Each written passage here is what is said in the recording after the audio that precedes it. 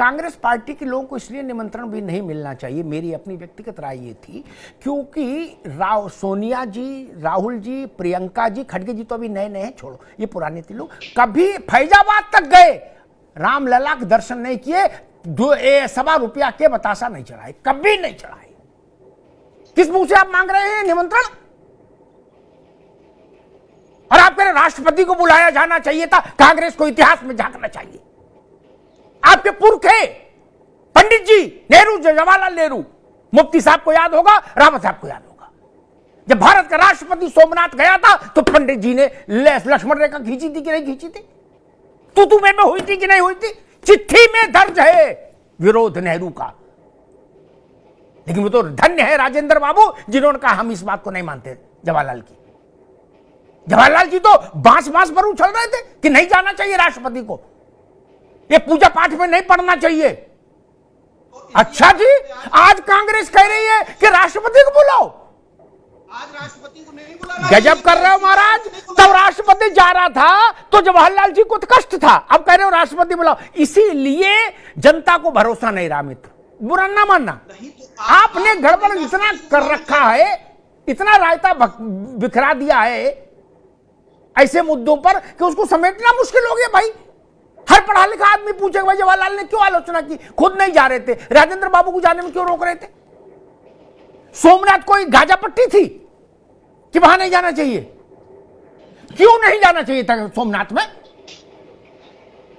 अब मैं उस भाषण का उल्लेख अभी यहां करूंगा नहीं कि पंडित जी ने क्या भाषण दिया। जवाहरलाल जी को उत्तर था उनका भाषण, बड़ा लंबा भाषण दिया था राजेंद्र बाबू ने।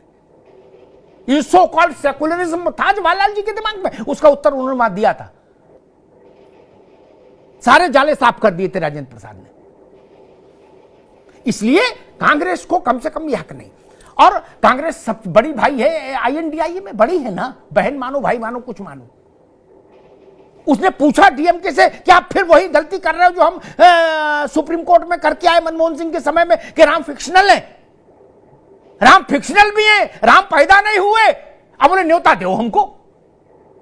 आप क्या करोगे न्योते में? जब राम पैदा ही नहीं हुए तो आप जाके क्या करोगे न्योते में? आप टीवी भी बंद करके बैठो उस दिन, क्यों देख के क्या करोगे? वो तो हमारे जैसे लोगों के लिए ठीक है जो कहते भय प्रकट कृपाला दीन दयाला कौशल्या हितकारी। आपने तो लिख के दे दिया था सुप्रीम कोर्ट में राम सेतु के मसले पर, सुब्रमण्यम स्वामी केस में, कि राम नाम का कोई व्यक्ति नहीं जन्मा कभी। भारत की हजारों साल की परंपरा ही आपने नकार दी मित्र। राम नहीं जन्मे तो फिर जन्मा कौन? कृष्ण नहीं जन्मे तो कौन जन्मा फिर? 1949 में गोविंद वल्लभ पंत चीफ मिनिस्टर थे, जवाहरलाल जी को पता लगा, उन्होंने अब यूपी की भाषा में क्या बोलना चाहिए मैं बोलूंगा नहीं, टीवी ठीक नहीं था, इतना कड़ा पत्र भेजा गोविंद वल्लभ पंत को, बिल्कुल तू में टाइप का, ये क्या तमाशा है, क्या ड्रामा है, हटाओ फेंको मूर्ति फूर्ति। ये तो भला हो गोविंद वल्लभ पंत का। उनने कहा पंडित जी मेरे बस का नहीं, मेरे बस का नहीं, रामलला की मूर्ति हटा दूं, पूरे देश में हाहाकार मच जाएगा। नेहरू जी तो मूर्तियां फेंकवाई दे रहे थे, आज कह रहे हो बतासा हम भी लेंगे। तो भैया बतासा खाने के लिए तो कुछ पात्रता चाहिए।